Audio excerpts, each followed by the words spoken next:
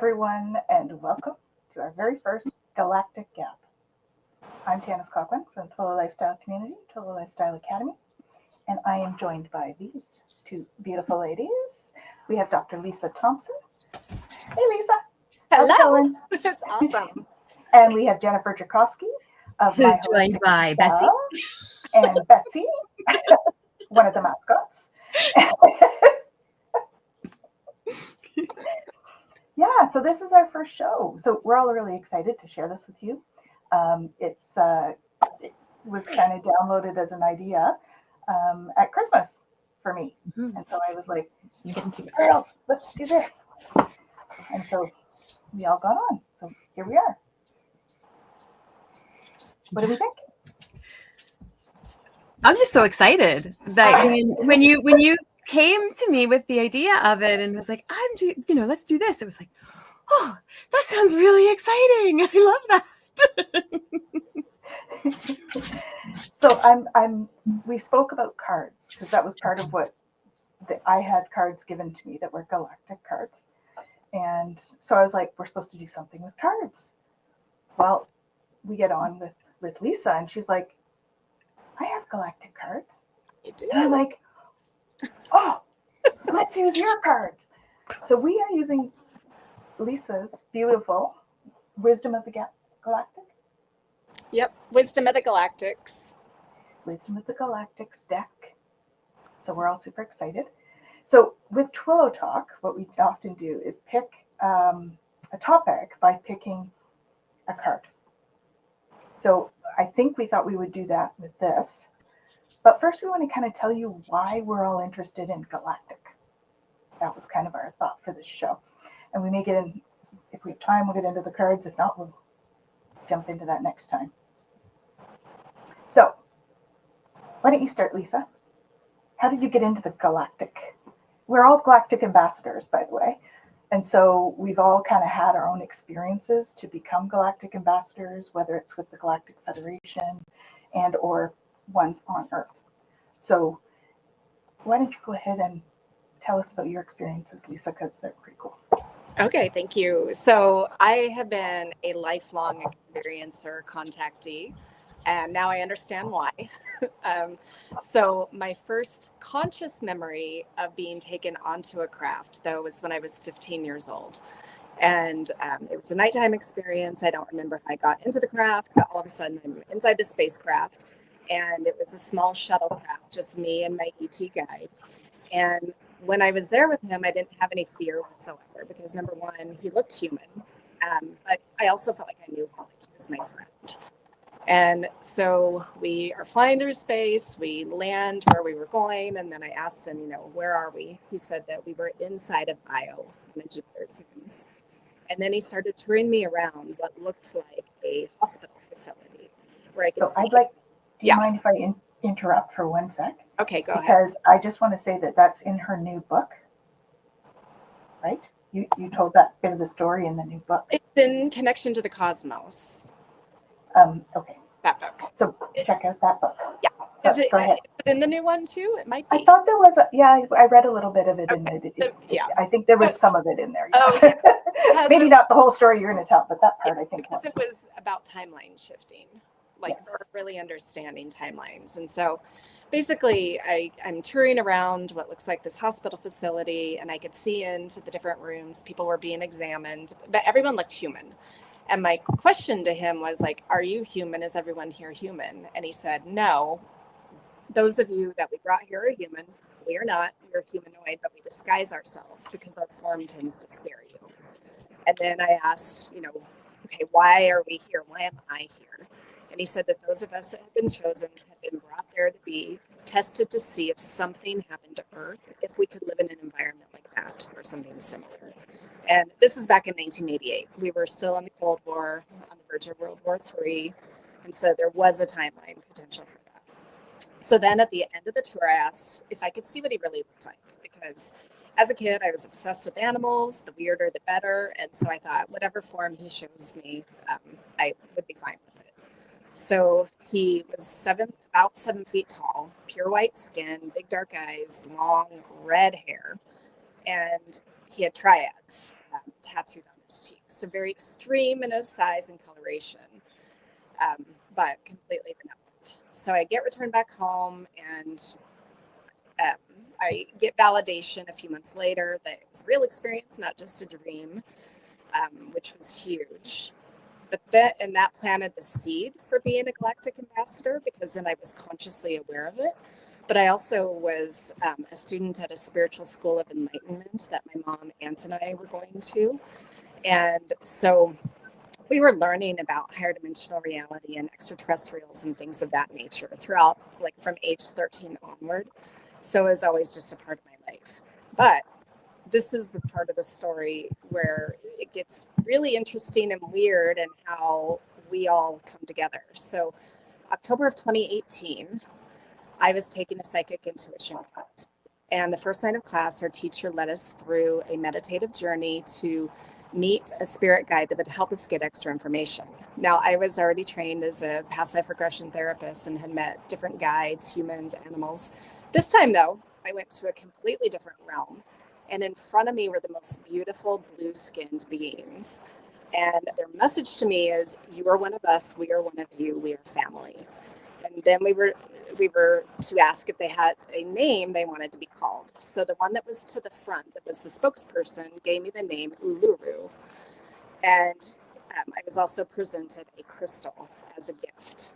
So I didn't know who they were at the time, but came out of the journey, and everyone's going around class sharing who their people are, who their guides are. And I'm the only one that has something not human. And there did happen to be a lady in class who knew some of the different ET races and what they look like. And so she was like, it sounds like you're talking about either the Arcturians or the blue aliens. So I go home and Google what that is. And as soon as I saw the images of the Arcturians, it's exactly what I had experienced in this journey, which, again, validation. So it took me a couple years to figure out my relationship with them. And what I realized when I moved here to Hawaii 4 years ago, and was really, really connecting with my galactic team, was that Uluru is me, that I was meeting myself in that other parallel reality. And in that realm, I'm a healer.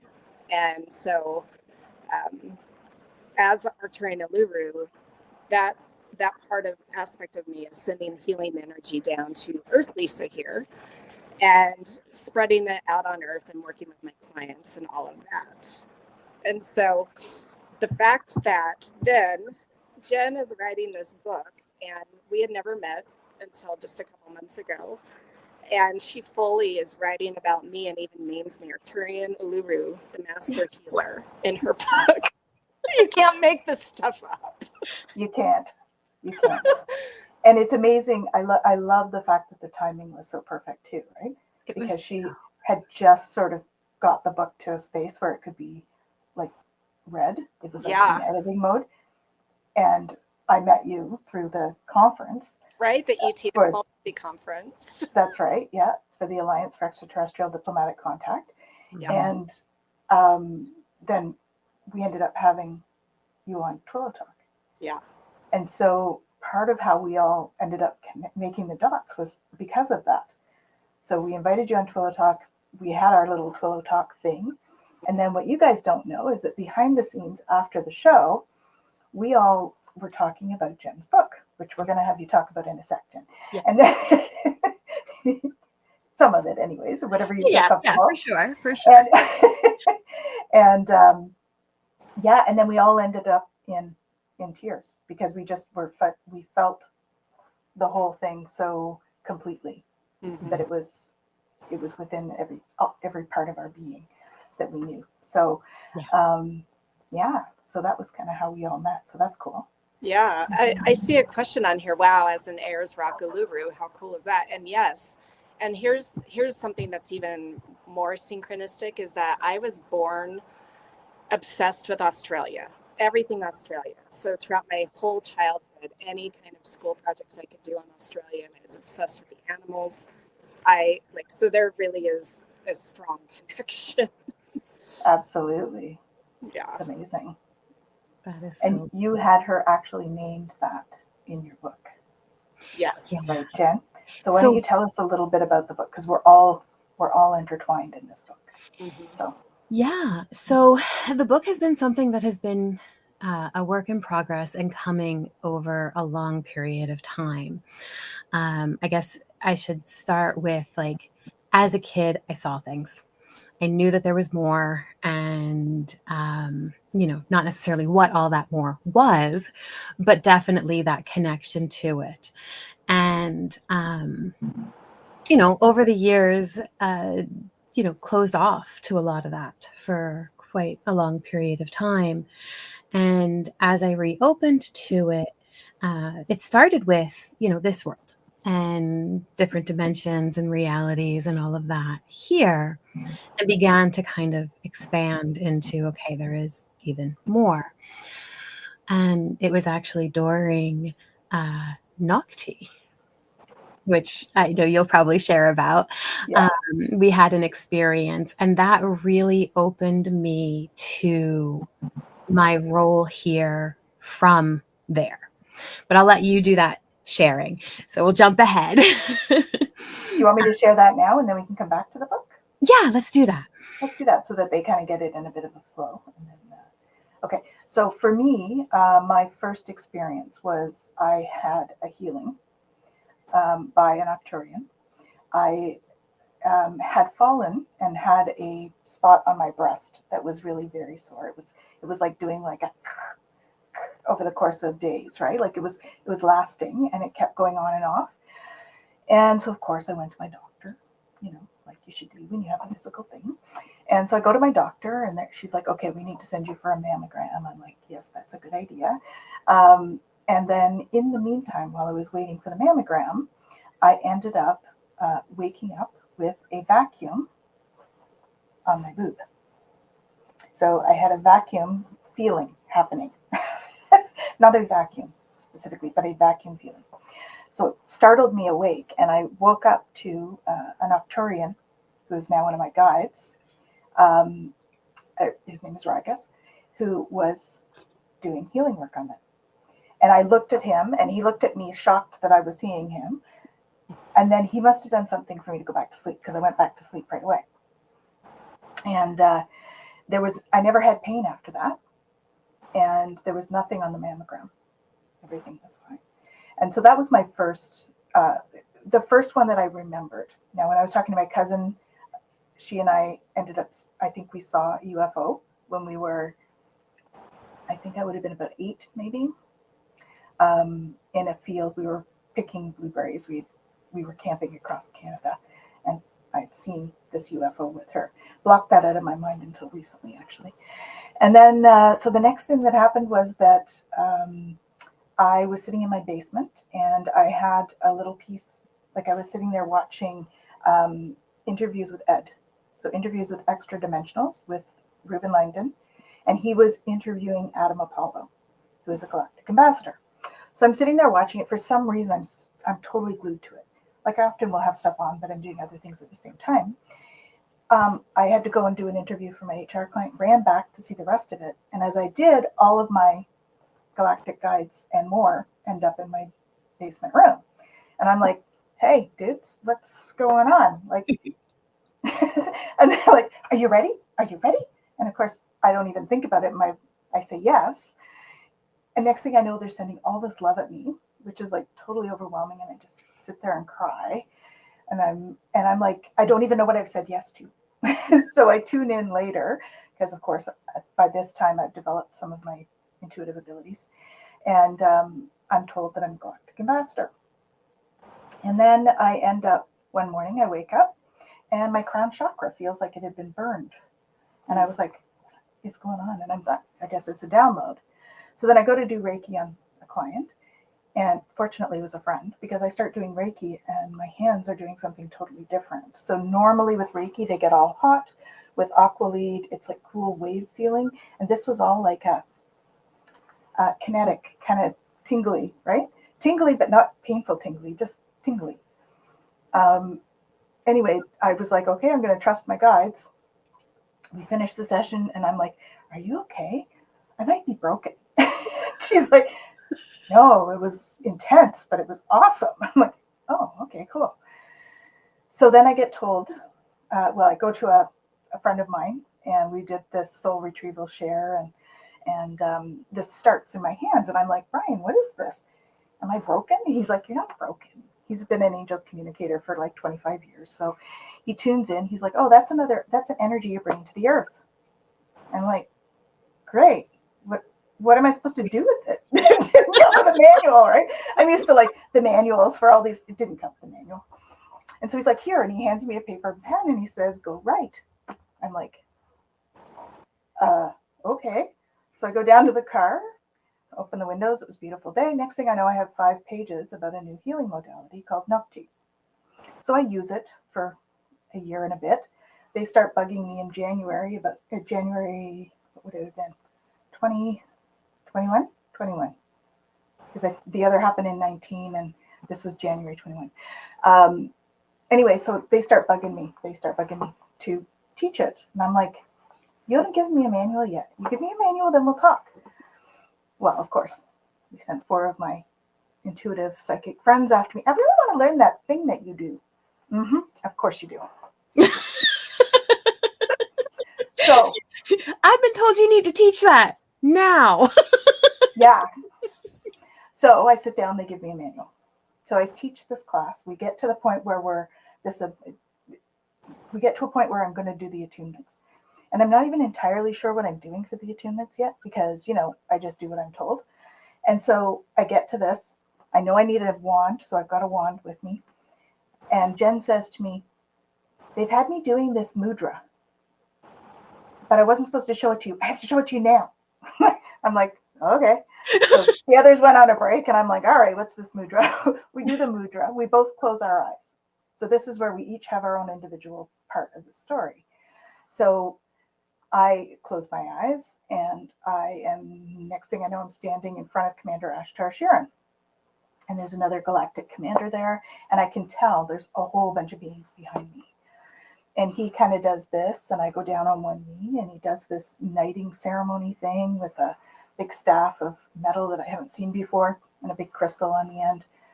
And then he says, get up, and he puts his hand on my chest, and he says, you are now one of us. And I was like, okay. And these people behind me, or these beings behind me, were all sending so much love. So in physical, I'm sitting here on my computer, right where I am right now, crying. And my students have all come back, and they're like, we love you, Jess. I love you too. I'll tell you what's happening when I get back. So then I come back. I know everything that I need to know for the attunements and everything. Jen's crying. She comes back, and she's had this experience. Yeah, so similarly to yours, except that I was with the Elders Council, and they gave me my robe, and they gave me a tablet and said pretty much the same thing. It's time, you need to step into this role. We're going to give you a bit more space, but know that this is where you're heading. And I think that they were very gracious with me with that, because they knew that I was not ready to step into any of that in that moment. Not as ready to say yes as Tanys was. Me, I just end up saying yes, and then I'm like, I don't know what I said yes to. Yeah, at that point, there was still unfolding that had to happen for me to be able to move in that direction.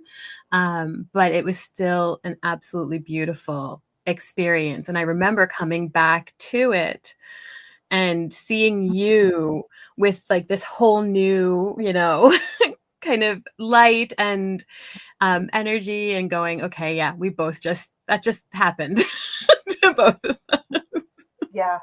And I felt different ever since. Mm-hmm. And I know I tapped in later, because again, I didn't know what that was about, right? And then I was told later that I'm now a Galactic Ambassador and a Galactic Teacher. And so that was what the ceremony was all about. And they apparently gave me like this medallion thing. That's what he put into my energy body in the chest. So yeah, so then I end up, I might as well finish that part, and then we'll go to the next part, okay? So then these two know my story there.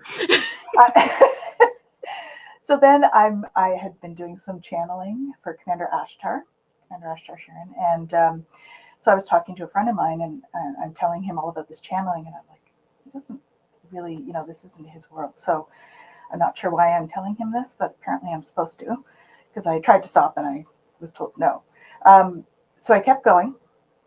And at the end, he said, so I have a friend who's doing an ET conference on my site. Maybe I should introduce you. Would you like me to introduce you? Because maybe you can volunteer for the conference or something. I'm like, yes. That's why you keep talking. That's why I keep talking? This is why you were told to keep talking. Yeah. Exactly. Yes. Mm-hmm. Yes, that's right. So I end up meeting this man, and I get on a Zoom with him, and he starts telling me about the Alliance for Extraterrestrial Diplomatic Contact. So this is during COVID, right? So I'm thinking, okay, this could just be, some guy in his basement. So, which I'm still just somebody in my basement, by the way. But anyway, so he starts telling me more about it. And he's like, yeah, we have delegates all over the world. We have $50 million to build an embassy for ET diplomatic conversations. We're trying to build political clout to take forward some changes that we want to propose to the UN.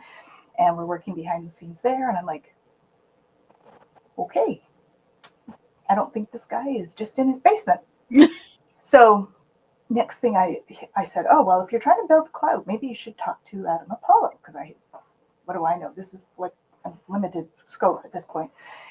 He said, oh, yeah, I have an appointment with him next week. I'm like, so then I get all fangirly, right? I'm like, oh, can you tell him what a difference he made on my journey? He's like, well, if you're going to be involved, you'll meet him. You can tell him yourself. I'm like, wait, you want me involved? He's like, well, if you want to be, yeah. I'm like, okay. So, of course, what did I say? Yes. Yeah. So then I go and I join the meeting, and I'm an HR consultant as well, for those of you that don't know. And so we go to the meeting, and they start talking about an org chart, and I'm like, I can do that. I'm an HR consultant. That's my thing. And they're like, cool. And I said, okay, so I just need to know what titles you want. And he's like, yeah, well, we're all Galactic Ambassadors because, that's what we're here for. So all of a sudden, here I am, just from saying yes, by the way, I have become a Galactic Ambassador and a Galactic Teacher with the Galactic Federation and a Galactic Ambassador with the Alliance for Extraterrestrial Diplomatic Contact here on Earth. And that's my story. So, well, I mean, there's more as time has gone on, but that's the basis of it. I've had visitations and stuff in my backyard and all that kind of thing, but I think we can save that for another show. But because we want to hear about Jen's book, because for me, this has been hugely impactful for not just my individual story, but I think for all of us, and the connections that we have with the people in the book. So tell us. Yeah. Okay. So the book. So the start of the book actually came in a dream. And I was given basically access to my Akashic records and was able to, in that moment, just start going through them. And so I was given multiple lifetimes, and this book's lifetime was just one of the lifetimes that I was given in that dream. And I remember waking up that morning and jumping out of bed and just writing, and calling Tanys, because that's what I do. Because we've been in many lifetimes together. Just for those of you that don't know us, we've been in like so many. Every time I do a past life regression, Jen's there in some capacity or another. So it's been a thing. We've had lots of lifetimes, lots of different relationships, and really it's pretty incredible. And the lifetime that this book is written about was actually quite pivotal in ensuring that we were going to be traveling together through many lifetimes. Definitely. But so in that kind of dreamscape of all of these different lifetimes, I started telling Tanys about them, and she's going, yeah, that resonates. Yeah. And I'm giving her the information and stuff. And she's doing, her like checking stuff and seeing. And she's like, did you know that it says blah, blah, blah? And I'm like, what? And so there was a lot Yeah, of, because we did some fact checking on other sites too, about the history part of it. yeah. And it was amazing because it really validated the experience for me to be able to go, okay, this is actually happening. And since then, I've been able to tap into the records, and we can talk about that in another show too, and how that's how, we each do that a little bit differently and all. But at one point, this one particular life, my life as a Lyran, really started to come in more and more. And I kept getting, you need to start writing. I'm like, okay. So I, take notes when things came in here and there. Didn't really think much of it as it started. And the more I opened to my path now, the galactic part of my path now, the more it was coming in. And I got really clearly, no, you need to write. Like, this isn't just note taking, you're writing a book. And I went, oh, okay. And when I said okay, it just started to fly. All the notes, I understood exactly how I needed to put them in order and all of that. And I couldn't stop writing. Like, it was coming in so much, so quickly. Don even would come in and be like, Jen, it's 1:00 in the morning. You need to go to bed. And I'm like, I can't stop. It's all coming in so fast. I can't stop. And so I'd have to pull myself away, right? And go, okay, you guys are going to have to just give it to me again tomorrow. And of course, they always did. Of course. And it just kept coming in that way. And I got to a point where I thought, okay, like, it feels complete. And I, checked in, and they're like, no, that's it for now. And I went, okay. At that point, I thought I was done. I didn't listen to the for now. And so I started to share it with Tanys and sent it over in bits and pieces at first. Mm-hmm. And Tanys is like, this is incredible, and is reading it and all of that. But like, I'm literally sending her like piecemeal. It didn't matter. I cried through every piece. So I knew it was our story. Yeah. Because I just cried through it. So yeah. It was. So I still remember the time though that you had the first memory about Lyra. And you were quite, it was a very physical response for you. Yeah. I'm not sure what we were doing, but I remember the response. You were quite, can you speak to that? Because it was impactful for me anyway. It was impactful. It does become for this lifetime, it does. Yeah, well, it is this specific lifetime. So this specific lifetime was a really difficult one. We had some that were lovely, but this one was where my homeworld's destroyed, right? It's where there's, galactic war happening, and we're, trying desperately to make sure that we can save as many lives as possible and bring peace as soon as possible. And it was not an easy lifetime. And so when and it's so interesting. So I don't know, it's probably like a year, maybe more. Tanys, we pull cards for each other, especially like after we do readings online and stuff like that, we'll pull cards for one another. And Tanys kept pulling this card that my family was okay, that everything was safe, and that they were taken care of. And I kept going, yeah, I know that. Like, I'm not worried about my family. I'm not worried about any of them. Like, I don't understand why this card keeps coming up. Mm-hmm. And then at one point, that card came up with, I don't know if it was like a galactic card or something like that. And in that moment, it just, whoom, right down. And I went, that family. Oh. And I lost it. I'm bawling my eyes out, like heave crying, and was, finally able to release that. And it was absolutely incredible. And I think that that release was actually the catalyst that made me ready to get the full downloads of everything that had happened and all of the details and all of that. And so it was a really incredible, transitional moment for me to be able to go, okay, like I'm ready to go through the process because, we talk about past lives and things like that and how we're healing them in this lifetime, right? We're working on healing generationally. We're working on past lives. We're doing all of that work. And so being able to, yes. We all have to. We have to. That's why we're here, right?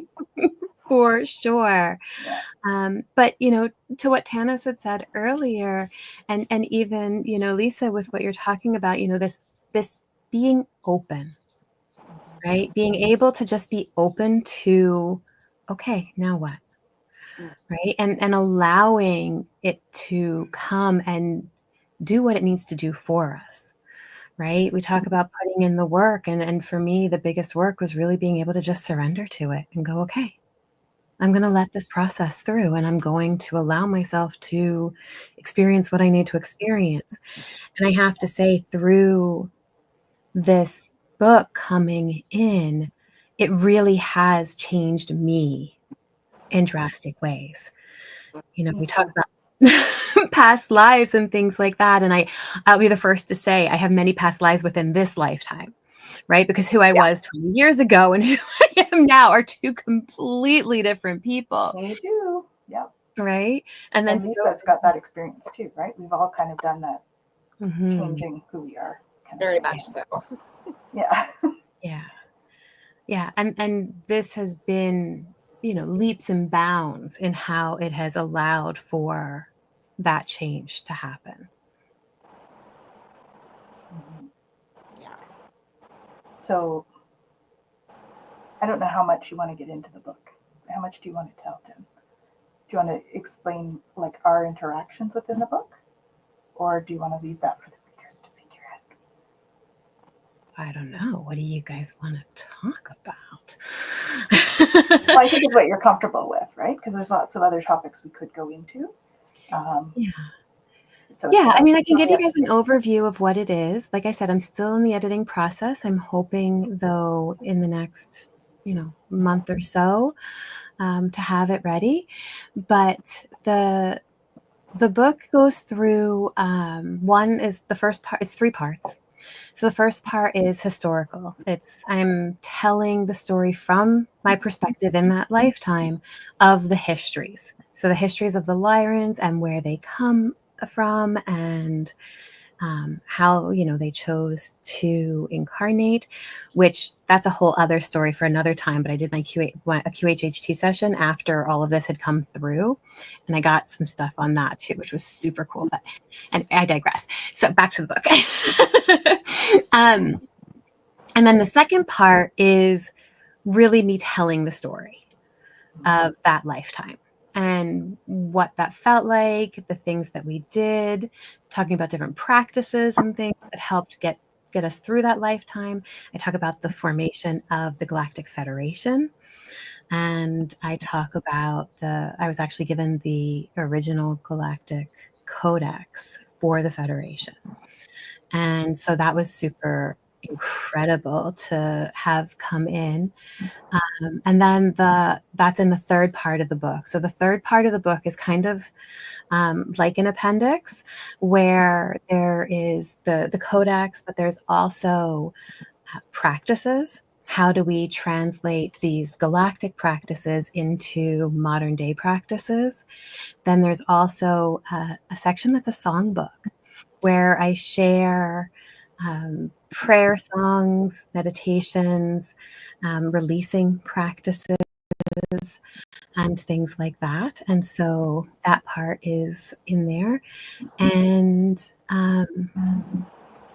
there's a kind of, glossary of terms at the back So there's going to be different things that come up. And if you're kind of new to a bit of this world, don't worry. Like there, you can scroll right onto the back there and go, oh, that's what that is. That's what she's talking about. Okay, no problem. And I even have a guide for pronouncing the names, because I got to tell you.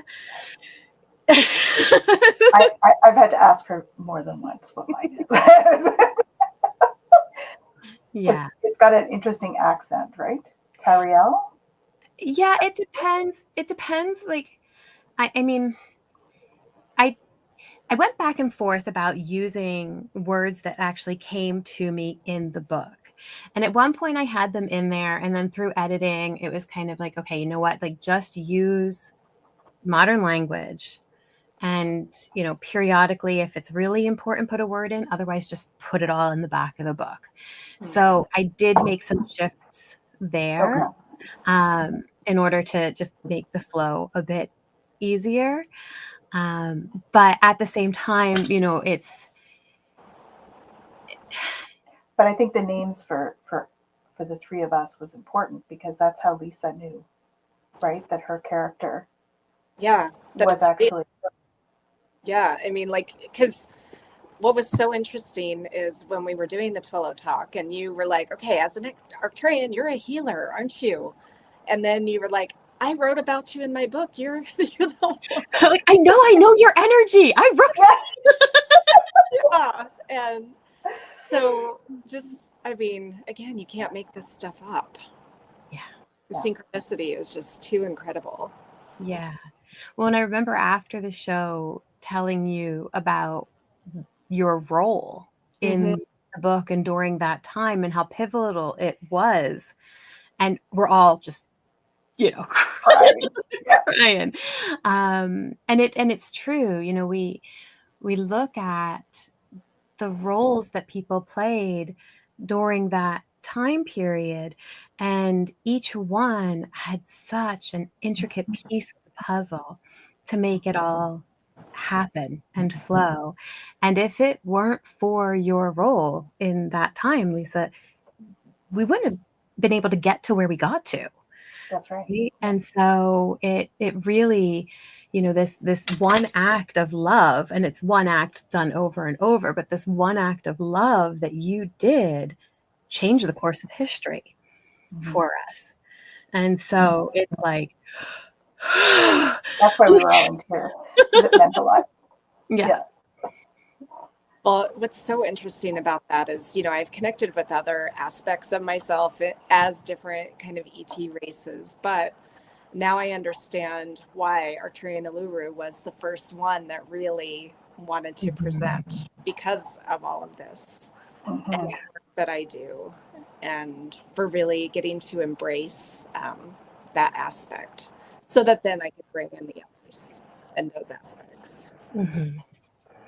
Well, yeah, and I think that's something that's come through really clearly with this right now. Even, you know, like we've talked about it, and I have, you know, as we're going through the edits and stuff, you know, talking about how important this information is for right now in our lifetime, and recognizing the parallels between the two.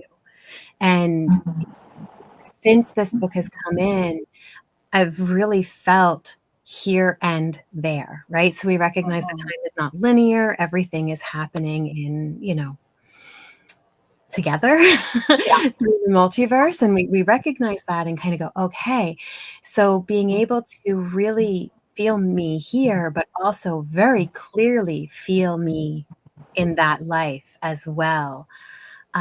Again, it's that piece of complete transformation to be able to have both of those experiences together. And I know you both have that as well. Yeah.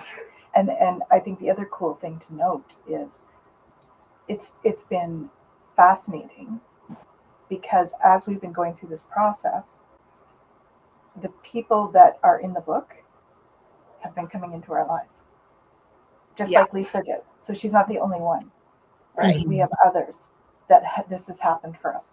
So it's fascinating that this has rolled out the way it has. Yeah.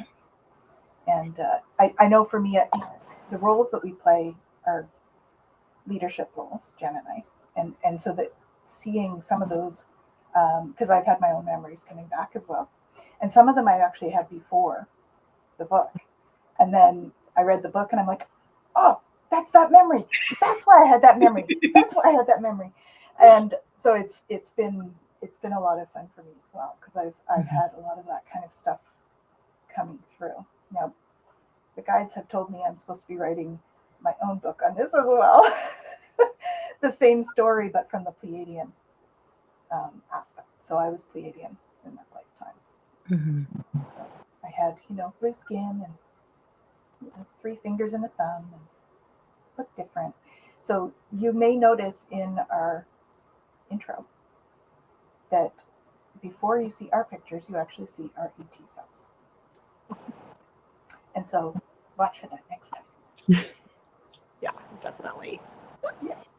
Mm-hmm. So, but it has been very interesting. And I know the way you're talking about how we've been in like both dimensions kind of thing, like both storylines, it's like very much like together. I know, Jen, you and I were at the spa one day, and it was like we were back there. Like we ended up talking about it all day almost. And it was like we were back in that era. Yeah. I mean, I don't recall going to the spa in that era, but it was the whole the energy around it, and and our connection. I've always been super grateful about our connection of meeting right away. Of course, when we met, that there was something in the past, and even Lisa and I, we knew right away. We were like, I know you. So it's fascinating, all of this stuff. Yeah. Well, and Lisa, you've been, having this come in, and I think your journey into it also is so powerful in the sense that, you made a switch to go, yeah, this is going to be what I'm doing. This is what I'm called to do. And I have to say that was really inspiring. Absolutely. Yeah. And so you should maybe talk about your books as well, because you've written a few, right? Yeah, I have. Yeah. So I moved here to Hawaii 4 years ago, so December of 2020. And back in Olympia, Washington, where I was from, I had to hide that ET galactic side of me because I was simultaneously running my spiritual business with a home staging interior design business. So I had to be taken like seriously, professionally, by the real estate agents and the builders and all that. And they all would have thought I was cuckoo if I said, oh yeah, I see space. And so when I moved here to Hawaii, what happened was in the night sky, these craft were just appearing all the time. And I had taken my family a couple years before that to Sedona, Arizona, for spring break, and they had a UFO tour there that I booked us for, and so got trained on what airplanes look like moving, like what their behavior is, what satellites' behavior is, all the things, and then using Gen 3 military night vision goggles. So when I realized how much activity there was here, and I live in the desert part of the island, so we have clear skies, we also have dark sky ordinance because Mauna Kea Observatory, the telescopes, are directly behind my neighborhood. And so it was like this perfect storm of like, oh, I need to start a UFO tour business under my spiritual business. And so what happened was 3.5 years ago, I start the business and I'm sharing my stories and sharing the connection of the star people with Hawaii, specifically in Lemuria, because this is part of ancient Lemuria. And what I was sharing the stories, and then I started writing them down, kind of like you did. I'm like, I need to write this down. And I had written other books, so I am a natural writer now. Never thought I would be. But I was putting them out on social media, and my friends were like, I feel a new book coming on. And so that led to me writing my first book on this topic, Connection to the Cosmos, Remembering Your Galactic Heritage and Embracing Your Oneness. And during the writing of that book, that's when I actually started channeling Uluru. I didn't know that I was going to be channeling, and the school that I went to growing up was a channeled entity coming through the lady. But it was watching Ruben's show, Interviews with EDs, that normalized channeling for me. So totally, yeah, I love that. And I've shared that with him. You were instrumental in me opening up the channel. And so, so I started channeling. And then after I got used to the energy of, that Arcturian higher vibrational energy, January of 23, they were like, okay, now it's time to bring in some of your other groups. And so the first part of 2023, I led 13 different galactic sessions to bring in 13 different galactic races. And what made it easier for me was I knew it's just me in these other realms. So there was, and it's higher vibrational. There's nothing to fear about it. And so that led to me writing, after those sessions, my next book, Wisdom of the Galactics, Channel Messages to Elevate Your Life. That also then prompted me to create that Oracle deck, the Wisdom of the Galactics deck, because I have... Lisa, yeah. People are having a little bit of trouble hearing you. Do you think you could go into settings and turn your microphone up a little bit? Okay, let's see. How do I turn my mic up? I don't know, but whatever you're doing right now, yeah, really clear. Okay. Maybe you just need to sit forward a little more or something. Yeah. Okay, I'll just be right up here. It's okay. I'm right up here too. So okay. Yeah. Anyway, yeah. So that led me to writing that Wisdom of the Galactics book and creating the deck. That then we're going to be using those cards as we do Galactic Gab.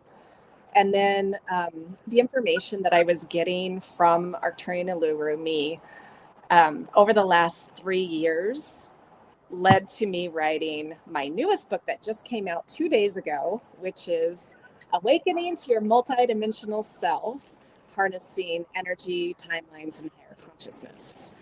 And so really, for me, like you guys said, my life dramatically changed when I fully said, okay, yes, I'm stepping into this role, and even just how I operate in the world. So, because one of the things that was coming through all the channelings was, okay, get out of the polarized reality.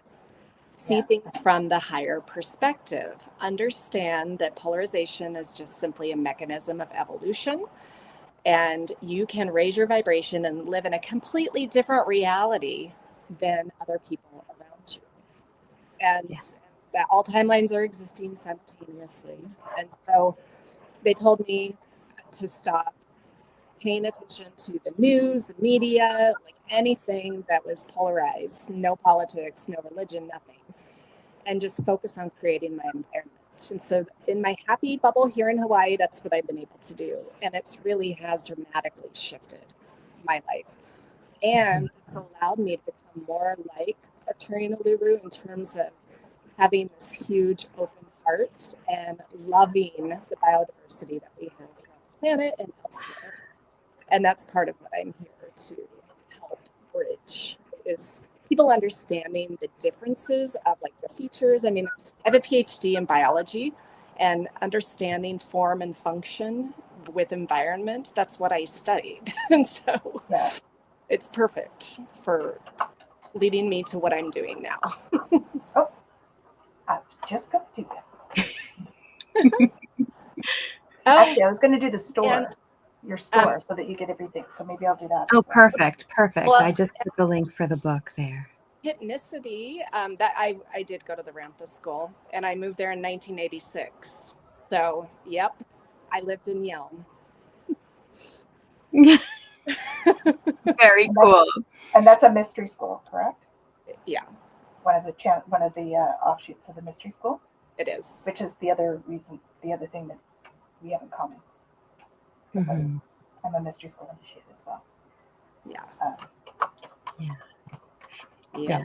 And I know we've been gabbing away here, but you guys have been making awesome comments and everything. And it's been awesome to have everybody There was one comment Lauren had mentioned about having Lyran guides. You Yeah, can't. exactly. You can't. We all gave up on, not believing. On being skeptics is what I mean. Yeah. We'd have to make that stuff up. Yeah, exactly. Well, and one thing about that original story that I shared with the IO group. So I was always curious, okay, why has no one ever talked about this group? No one's ever described him. And I looked through all these, almanac books of people describing the different races.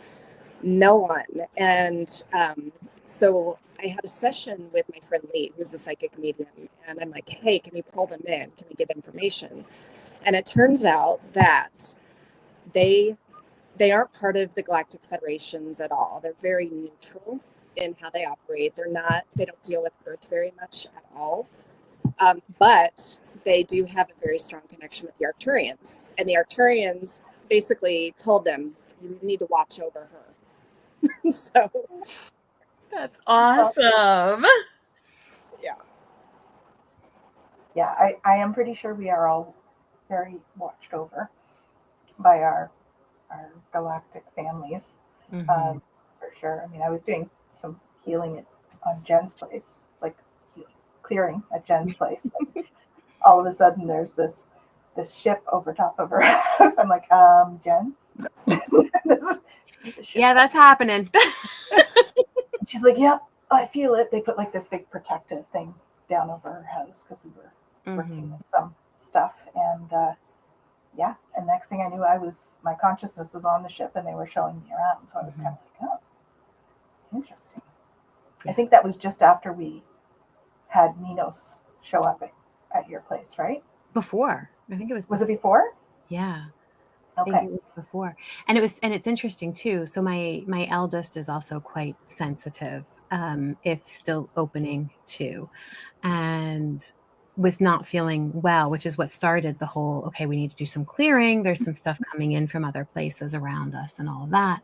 Yeah. And when that protective ward came down, immediately was like, okay, I'm better now. And then just buggered off. And I was like, okay. Yep. Sounds good. You can't make that stuff up either. No, not at all. Yeah.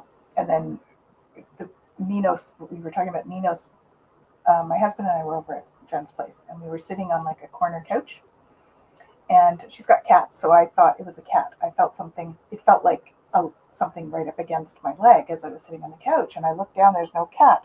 And as I looked down, my husband was looking at his as well. So I was like, so I looked at Jen, I'm like, Jen, who's between us? And it was this Pleiadian, I think Pleiadian, yeah. He was blue, named Minos, who was there too. Very, very large and trying desperately to squeeze in to this space on the sofa. My husband actually felt his leg nudge because he was trying. So they're in a higher dimension, right? So they're not physically there, but he was more physical than I have felt many of them. So I was pretty impressed with him as he came in. And he was trying to get my attention, which he did. Well, I have to say, some meeting or something.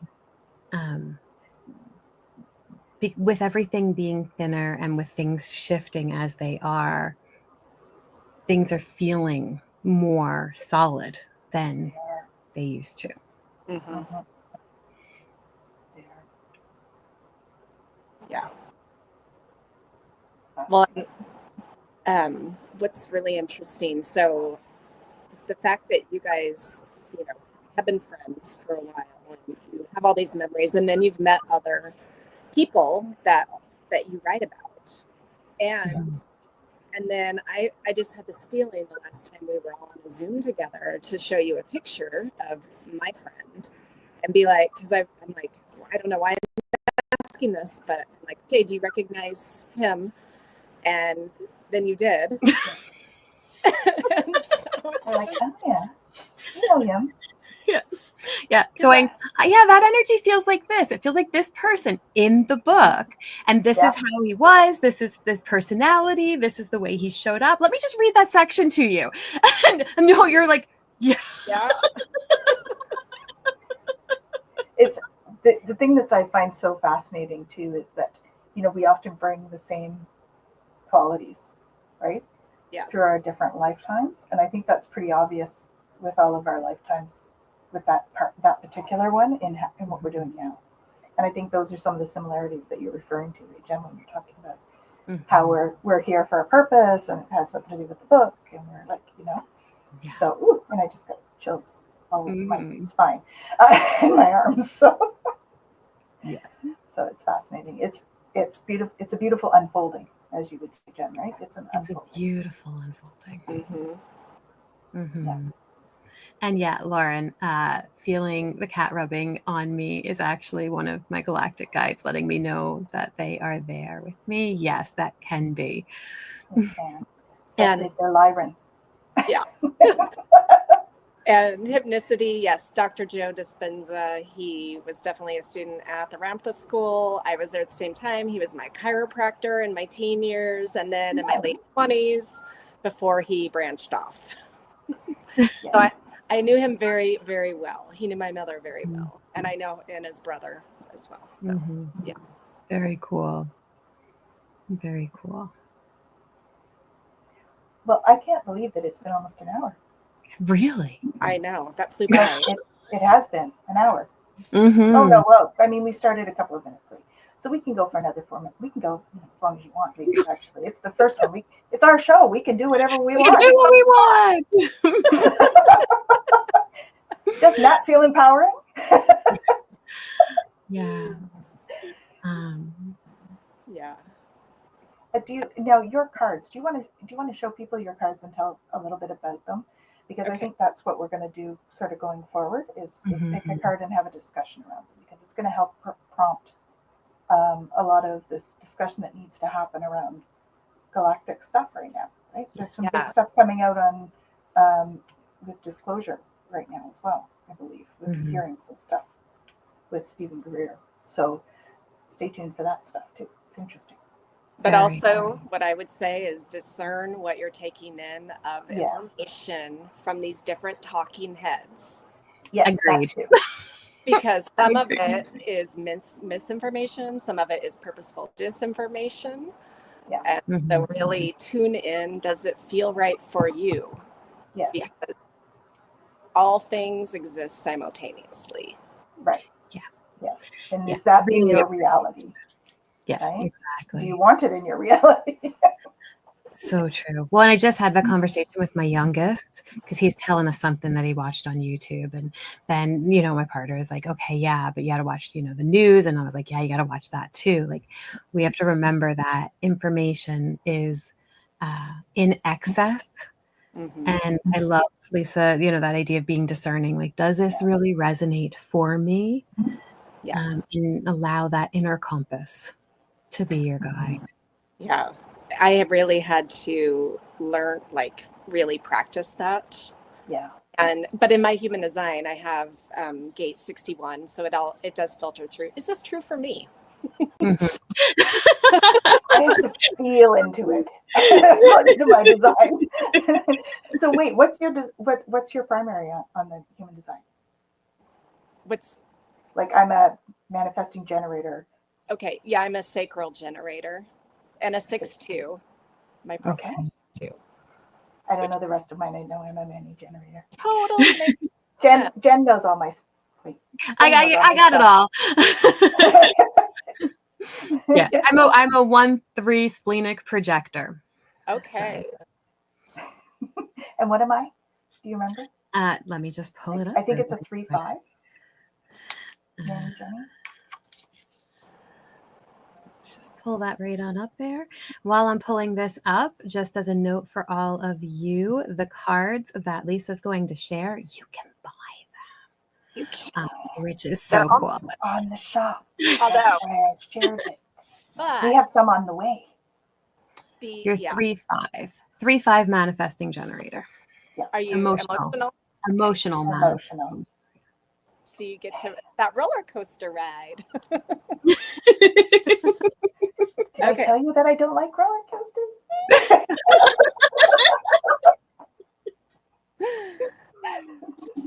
So with the cards, there's 4 cards per galactic race. So there are 13 total races. And so 4 themes per race.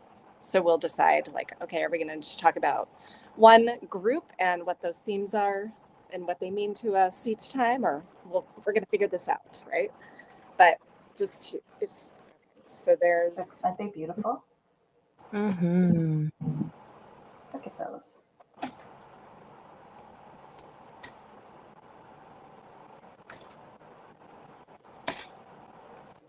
Oops. Try to stay.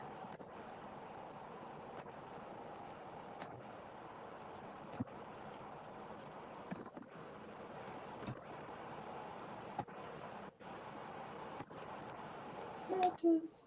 I love mantis. I had a visit from a whole team of them, Mm-hmm. a whole delegation, 6 of them. Okay, they're one of my primaries. Are they? Yeah, and the Syrians. Amazing.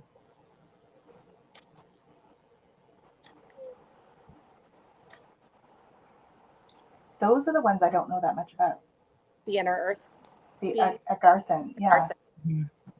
Yeah.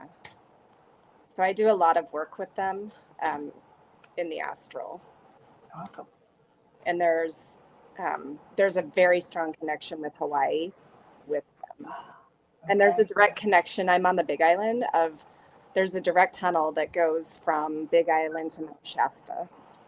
Oh, nice. Wow.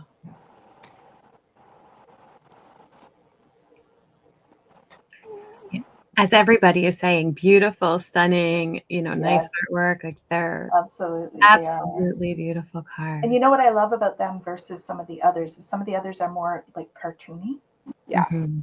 Right? And these are not. They're much more like realism, but with a really soft side to it. Jen. Oh. Lisa.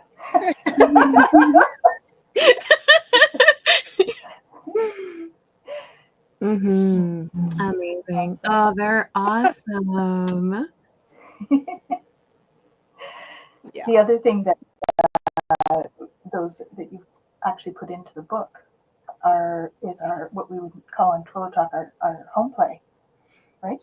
Mm-hmm. Aspect of the message that you put with the cards. Mm-hmm. Yeah. Each card was like something to work on with that, wasn't it? Yeah, you're talking about the booklet? Yeah, the booklet that goes with it. Yeah, so the booklet basically is the channeled message. It's pared down channeled message from the entities of things. Yeah, like pretty much a practice of like what to do. What to do. Yeah. That's awesome. That's awesome. So moving forward, I'm so excited. I'm like buzzing to be able to go through this, because we'll pull a card and then talk about the energies. And then if you're, we can share the home play of connecting. And I'm excited. It's going to be fun. And we'll all get to learn, right? All from each other as well as from the audience. So, come on back, you guys, and let's learn from each other. Yeah. So Lauren says, many in the community have told me I'm from Sirius B. I would love to learn more about that part of me. Amazing. Awesome. Yeah. Mm-hmm. Yeah. For me, I have a very strong Syrian connection as well. And in a QHHT session, I got to experience one of my lives as Syrian, where I was a genetic engineer. And it was during the building of the pyramids during that time. Yeah. That's right. That's the other part. I was helping to upgrade the human body. That was my role. So cool. And then I got to experience the life as a mer person in Sirius as well. Yeah. I think we had multiple lives together too. Yeah. Of course we have. Definitely the pyramids, you know, the Egypt connection is strong, I think, for all of us. Yeah. Jen and I have had a couple of lives there. Both of them we were like high priestesses, right? Mhm. I've had another one as well that I was something else, but we won't get into that.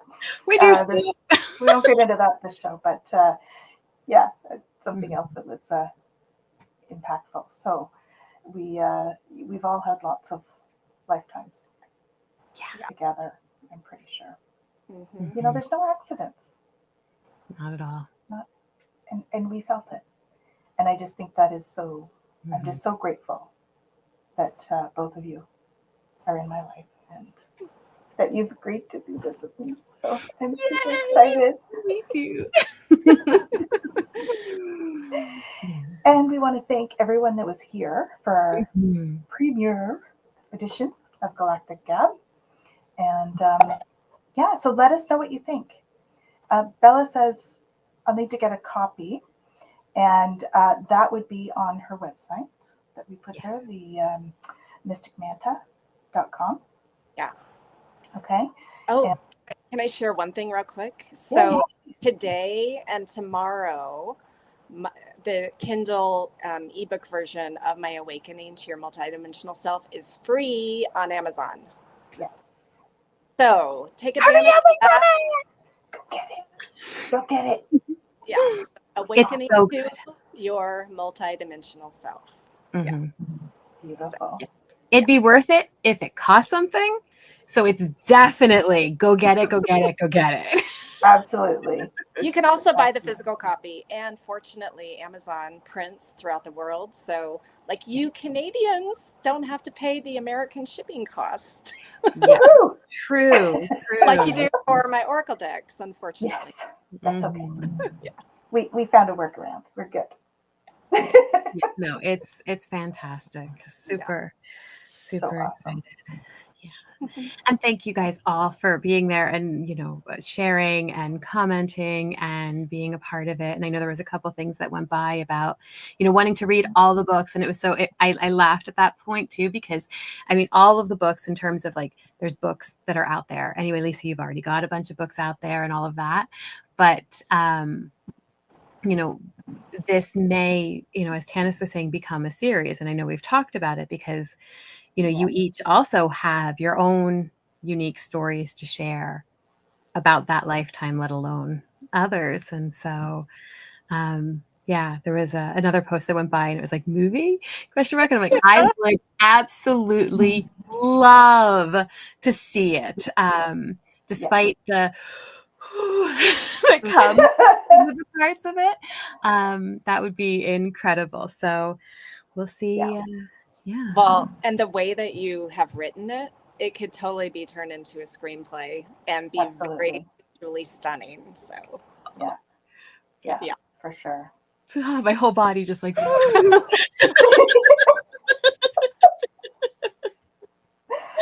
awesome. So stay tuned, folks, because there's lots to come. And Lisa, do you have anything coming up in the next week? In the next week, or the next month, actually, because we're doing this once a month. So, well, I do. So the unique modality that I was given to me for energy healing that I call Galactic Ascension Channeling. I am teaching a certification program on that February 21st and 22nd over Zoom. Ooh. So that's coming up. And then Jen and I like, what's in my calendar? And then I have a 6-month mastermind for basically achieving your highest timeline potential. That's related to the new book that starts first week of March. And then April 30th to May 4th, because this is a timing thing, is I'm leading a 5-day intensive galactic retreat experience here on the Big Island of Hawaii. We got to get our bus down to Hawaii. Thank you. It's the perfect time of year to go.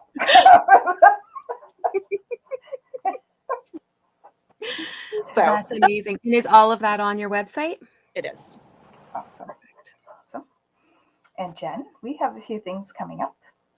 We do. We do. We do. Tomorrow night, if you all are still available and would like to join, Tanys and I are hosting a support group with Beyond Being Human. So that's going to be 7:30 Eastern Standard Time. And that's not going to be live. That's going to be on Zoom. So it's not going to be recorded. It's free to join. You just have to register on the beyondbeinghuman.org/support-groups. And you can go ahead on and register for that. And we'll get to actually be on Zoom face to face talking with you guys and talking about our journeys and how we can support one another during this, as we say, beautiful unfolding. Absolutely. I'm just looking at this to see if we can get that. There we go. I'm just going to put this in the comments here so you guys have this is the support group. So please go there. So that will be fun. And then, of course, we've got Twillo Talk next Monday. Every Monday at 5 p.m. Eastern. Yep. And we have an amazing guest that's going to be on with us, if I'm remembering correctly. I think it's Maureen who's going to be with us, right? Okay. And she's going to be actually doing a guided meditation with us on the live.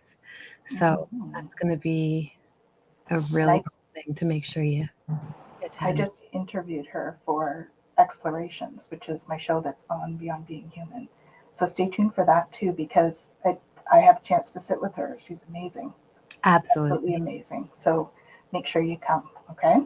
Yeah, it'll be a great thing. You know, you do the opening exercise with Maureen on Monday, you jump in Lisa's class and you just journey on through. I mean, come on, this is like, wow. Join us on the journey. There we go. So thank you all for coming. And thank you both as well for joining me. And it's been an honor and pleasure. And I look forward to doing this again next month. So this is our monthly, guys. Okay, so stay tuned. It is, what are we today? We are the third Friday of the month. So it'll be third Friday next month. Is that what we decided? I think so. Does that work? Roughly. Stay tuned. You'll see the thing. This is where you like and subscribe, so you don't have to worry about it. Exactly. Yeah, that actually works. So yeah, that'd be Friday the 21st. So I misspoke. My class is 22nd and 23rd. It's a Saturday, Sunday. Oh no, I don't have it in that week. No. The 21st. We'll get back to you out and let you guys know. Yeah. Yeah, I have a Reiki share that night, so we'll have to talk about that, or whether I change the share or whatever. So anyways, we'll figure it out. Stay tuned. Like and subscribe so you get the news as it comes out. Coming to you live. We don't know when. And we don't know when, but because you never know with us. They might just say go live now, and we go, oh, okay. Oh. It known to happen. So thank you all. Have a wonderful weekend, and we will see you all soon. Take care now.